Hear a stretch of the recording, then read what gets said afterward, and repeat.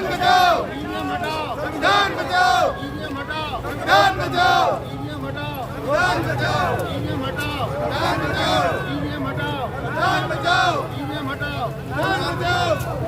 चुनाव आयोग होश में आओ, होश में आओ, होश में आओ, चुनाव आयोग होश में आओ, होश में आओ, होश में आओ, चुनाव आयोग ईवीएम हटाओ, ईवीएम हटाओ, संविधान बचाओ, ईवीएम हटाओ, संविधान बचाओ, ईवीएम हटाओ, संविधान बचाओ,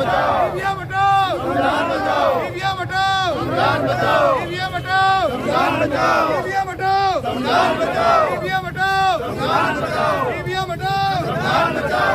हटाओ, संविधान बचाओ, ईवीएम हटाओ, संविधान बचाओ, ईवीएम हटाओ, संविधान बचाओ। चुनाव आयोग होश में आओ, चुनाव आयोग ईवीएम हटाओ, चुनाव आयोग होश में आओ, चुनाव आयोग होश में आओ, ईवीएम हटाओ, चुनाव आयोग गली में शोर है, ईवीएम शोर है, गली में शोर है, ईवीएम शोर है, गली में शोर है, ईवीएम शोर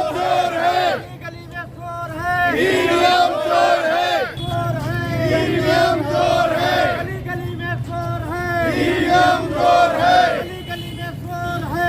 है, गली गली में शोर है, ईवीएम शोर है, गली गली में शोर है, ईवीएम शोर है। संविधान बचाओ,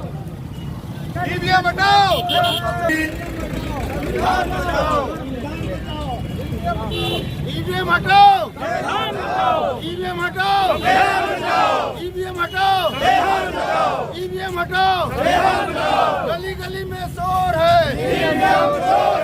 गली गली में शोर है, गली गली में शोर है, ईवीएम हटाओ। नमस्कार, जय भीम, जय संविधान। साथियों, आज कलेक्टर परिसर में तमाम ऐसे लोग जो भारत के लोकतंत्र को मानने वाले हैं और ऐसी व्यवस्था जो ईवीएम के खिलाफ, तमाम ऐसे लोग हैं जो ईवीएम को लोकतंत्र के लिए हानिकारक मानने वाले लोग आज हरदोई के कलेक्टर परिसर में जिलाधिकारी के माध्यम से महामहिम राष्ट्रपति को ज्ञापन देने आए हुए हैं। और हमारे साथ तमाम ऐसे जो नेतृत्व करने वाले सामाजिक कार्यकर्ता और राजनीतिक कार्यकर्ता ही मौजूद, उनसे बात करें कि आप जो ईवीएम के खिलाफ आज का सांकेतिक जो धरना है वो आप क्या करेंगे और ये जो आपका ज्ञापन है किसको संबोधित करेंगे। बहुत बहुत धन्यवाद सर आपका हमारे साथ जुड़ने के लिए, बात करने के लिए। बहुत बहुत धन्यवाद। आज हम लोग माननीय जिलाधिकारी के माध्यम से महामहिम राष्ट्रपति जी को ज्ञापन देने आए हैं। हम लोगों का सबका मानना है, बल्कि जनमानस में भावना है कि ईवीएम के माध्यम से चुनाव में हेराफेरी हो रही है। और जो चुनाव आयोग बना था संविधान के आर्टिकल 324 के तहत बना था, जिसमें चुनाव आयोग की जिम्मेदारी थी कि प्रत्येक नागरिक को अपना वोट डालने का अधिकार हो और उसको ये जानने का अधिकार हो कि हमारा वोट कैसे पड़ रहा, किसको जा रहा, उसके पक्ष में गिनती हो रही है कि नहीं हो रही है। आज ईवीएम इन सब बातों पे खरी नहीं उतर रही है। हम ईवीएम में वोट डालते हैं, केवल एक लाल बत्ती जलती है, इसके अलावा मुझे नहीं पता चलता कि हमारा वोट कहाँ जा रहा है, किसके पक्ष में गया। वीवीपैट जब एक याचिका लगाई गई, उसके बाद वीवीपैट का लगाया गया, उसमें भी 7 सेकंड के लिए हमें एक चिन्ह दिखाई पड़ता है। वोट कहाँ जाता है, किसके पक्ष में जाता है, ये हम सबको नहीं पता चल पाता। इसलिए ईवीएम पे आज बहुत बड़ी प्रश्न चिन्ह लग गया है। और हम सब यही मांग करने आए हैं कि अगर इस देश के लोकतंत्र को बचाना, संविधान को बचाना है, तो हमें ईवीएम हटा के और फिर से पुरानी प्रणाली जो कि बैलेट पेपर था उस पे हमें आना पड़ेगा। और इसके अतिरिक्त ये भी है कि जिन देशों ने ईवीएम का इजाद किया था, ईवीएम लाए थे, चाहे जर्मनी हो, चाहे फ्रांस हो, चाहे अमेरिका हो, चाहे जापान हो, उन सारे देशों ने आज ईवीएम को हटा दिया और ये मानते हुए कि ईवीएम के माध्यम से हेराफेरी हो सकती है। उसमें चिप का भी प्रावधान है, चिप के माध्यम से हैकिंग और तमाम कुछ हो सकता है। उन सारे देशों ने ईवीएम हटा के पुनः जो है बैलेट पेपर पे आए हैं। हमारे देश में क्यों नहीं हो सकता? और मैं तो मानता हूं तमाम तरह की अनियमितताएं आ रही हैं, लगातार आ रही हैं। अभी जो एक पत्रिका के माध्यम से जानकारी मिली है कि 2019 के चुनाव में 373 लोकसभा सीटों पर जो मत पड़े और मत गिने गए, उसमें 8,000 से लेके 18,000 तक का गड़बड़ी है, कहीं ज्यादा है कहीं कम है। ये सब चीजें चल रही हैं। कई जगह पता लगा प्रत्याशी ही अपना वोट ये माना जाता है, जिस बूथ पे प्रत्याशी डाल रहा है उस बूथ पे उसका ही वोट नहीं निकलता, शून्य निकल रहा है। तमाम अनियमितताएं आ रही हैं। लेकिन इलेक्शन कमीशन बार बार कह रहा है कि ईवीएम में कोई हेराफेरी, कोई हैकिंग नहीं की जा सकती है। कई बार ये इलेक्शन कमीशन ने कहा, इसके बारे में आप क्या क्या कहेंगे? कुछ और बता देगा अपने को? हम तो जनमानस में अब ये व्याप्त है कि ईवीएम के माध्यम से हेराफेरी हो रही है।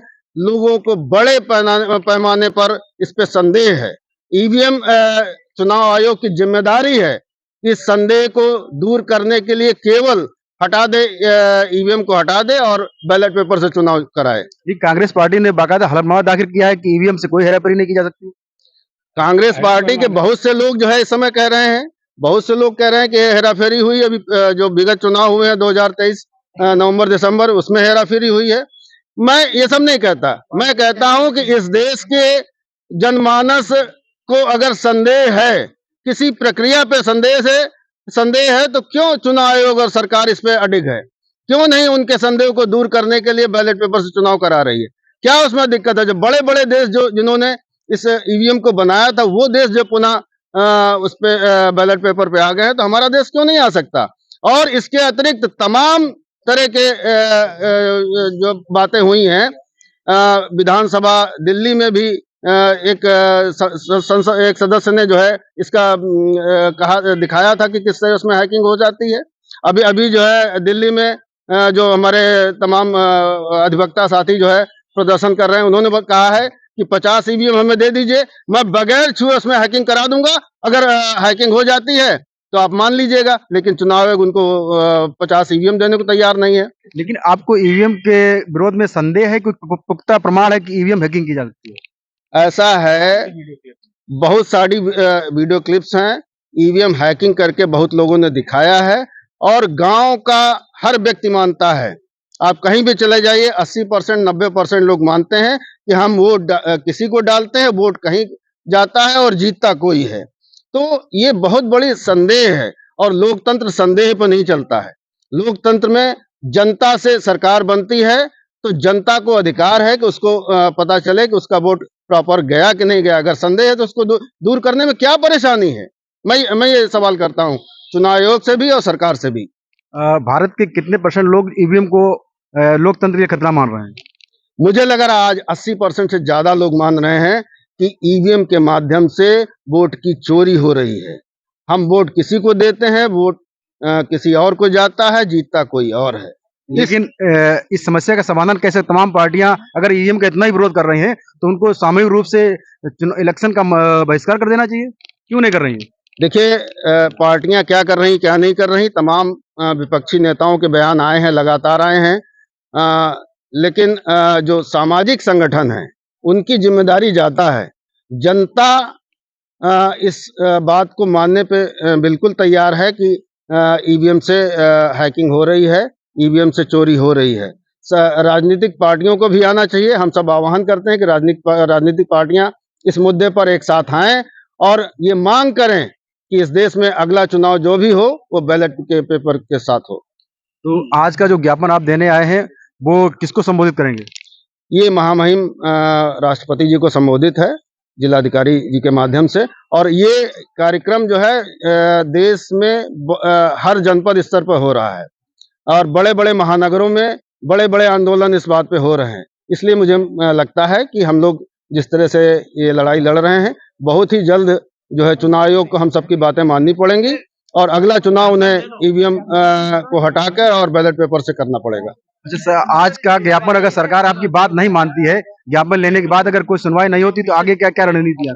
ये रणनीति यही है कि हम लोग सड़क पर उतरेंगे। आंदोलन ही एकमात्र रास्ता है और आंदोलन के माध्यम से ही बड़े बड़े तानाशाहों को भी झुकाया गया है। तो ये कोई बड़ी बात नहीं है। आंदोलन के माध्यम से जनभावनाएं अगर होंगी तो यहाँ के सरकारों को और यहाँ के चुनाव आयोग को भी सबको जो है इस पे कार्रवाई करनी पड़ेगी। क्या कोई अधिकारी आपकी ज्ञापन यहाँ लेने आएगा कि आप जाएंगे देने के लिए? माननीय सिटी मजिस्ट्रेट साहब से बात हुई है, वो भी आ रहे हैं, कहीं शायद व्यस्त है। क्या मजिस्ट्रेट साहब नहीं आ जाइए, कहाँ गई? अब आ जाइए, अब आ जाइए।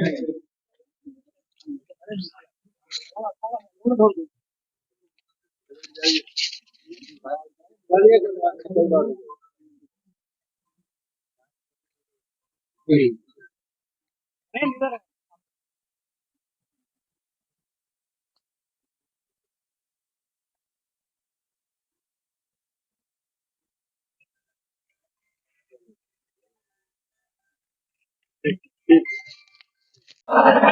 गली में शोर है, गली गली में शोर है।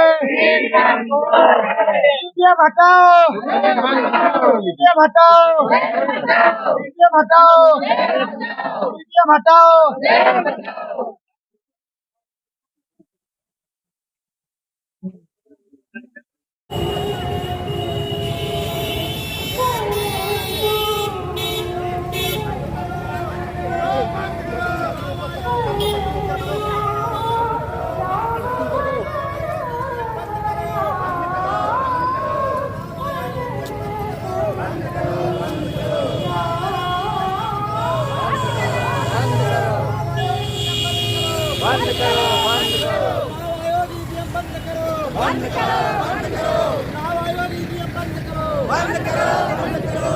ईवीएम हटाओ, संविधान बचाओ।